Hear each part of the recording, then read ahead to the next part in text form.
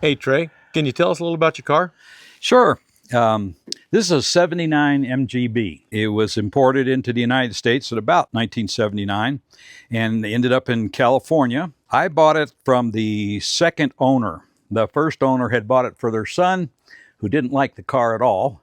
And so it sat for 17 years in a barn.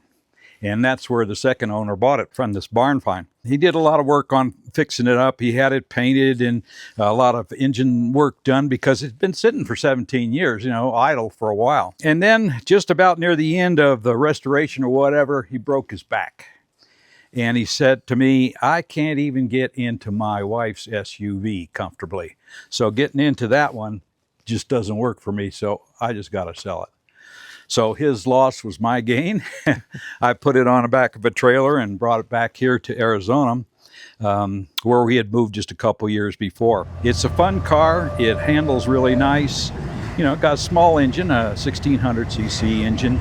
That's pretty standard. This license plate on there, I bought that from a plate collector, a license plate collector, and I did a little research on it. The interesting thing is that license plate came from a suburb of London, and it was from the year 1979, the same year that this car came to. How nice is that? So I thought that was really cool. Originally, it was yellow, so that would have been a rear end license plate, but I sprayed it with, because I didn't want to cover over my Arizona plate, for heaven's sakes. Right. Anyway, some things that we changed around on the car.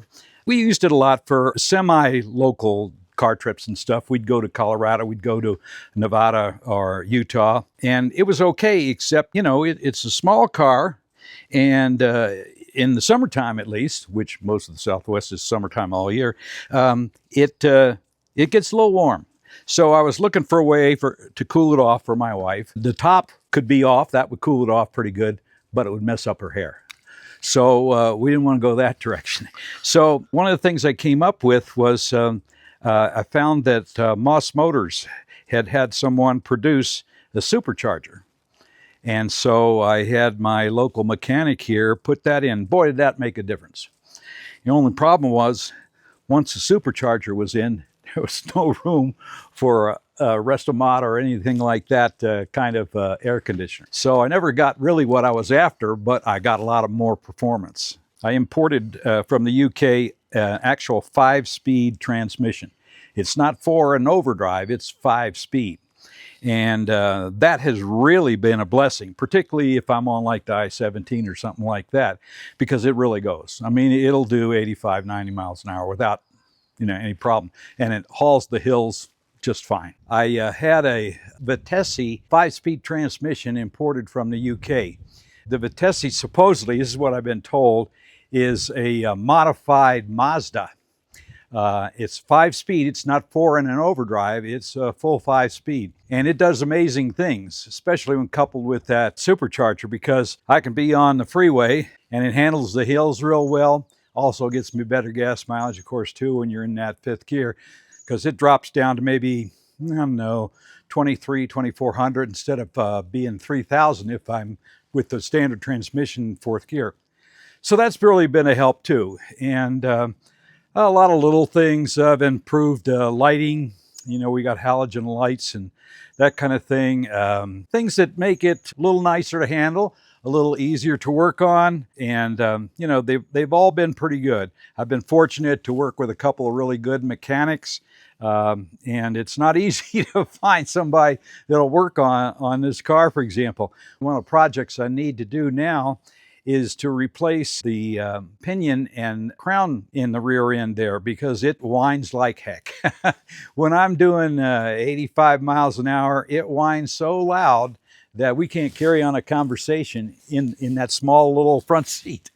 So I've been trying to find a mechanic to do that, and I go to each one of them and they say, no, we're not doing that. That's a really hairy job and we can't make it pay, because typically it would take a guy 3 times to get it right, because you got to get the shims in the right place and the right thickness and so forth to make sure that the crown and pinion meet just right.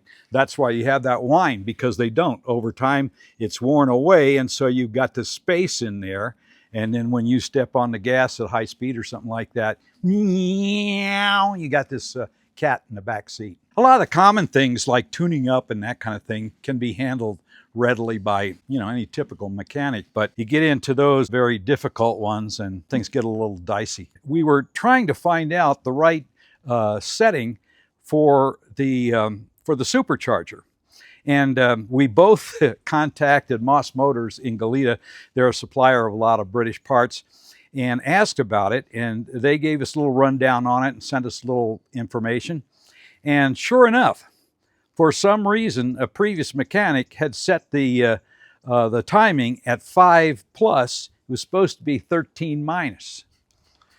And I was really upset because for a while there, my gas mileage had dropped to 13 miles a gallon in this little car. And with that supercharger, I have to run high test gas because, that's the only way it will work right. So anyway, he changed that setting to 13 and made a huge difference. Overnight, my gas mileage went to 23 miles a gallon from 13. Wow. And the car runs so smooth. So smooth. It's just amazing that at its age, not as old as I am, but it's getting there, that its age really works quite so well. So I'm really pleased with that. One of my other projects with it is to teach my 2 granddaughters to drive a stick shift. This thing smells new. How do you manage that? Well, I did replace the seats too, the cushioning covers and so forth.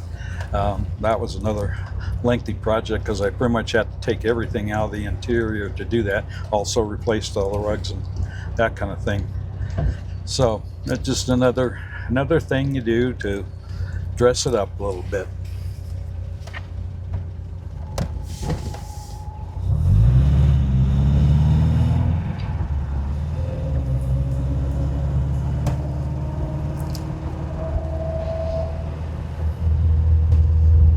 We live in such a great place, Prescott. It truly is, isn't it? Oh, yeah. And we complain sometimes in the summer when it gets up to 100, or sometime when you got a pile of snow you got to deal with. That snow issue was kind of an interesting one, too, because when we were first looking here, we talked to our realtor about that, and she said, well, unfortunately, we don't get that much snow anymore. And, when we do, it's gone. We're clear right. It's gone by the middle of the day because it melts away and whatever. Well, that first year where we were here, by golly, we had 3 feet of snow. And, that was, I lived in New York for a while on Long Island, and we had a lot of snow there too. So I'm used to it, what have you. But then I got to thinking about, I'm not going to get any younger. The snow's not going to get any lighter. And so what am I going to do about that? So I dropped a bunch of money into a snowblower. And I got it in November in preparation for the year. And that year, the first week of December, we got 1 inch of snow. That was it for the entire year. So I said to myself, don't go out and invest a lot of money in anything because your luck is not running real well. Well, you've probably heard the story about 1967. I vaguely remember people talking about 8 it. 8 feet of snow here. Oh, yeah. But the wonderful part about it was Yavapai County up there in Prescott. But that was the year right after they sold all of their county snow removal equipment. Yeah, I remember hearing that story. Yeah, absolutely. You can't make that up. That's a great story, isn't it? Sometimes they do pull some real boners,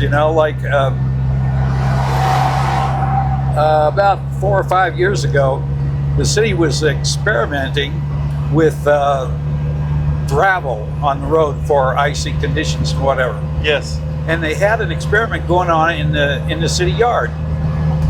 And what they had done was they recycled a lot of glass along with the sand. And they weren't going to use it on the roads. They were just experimenting with it there. Well, we ended up having a bunch of snow and cold weather, ice on the roads and so forth.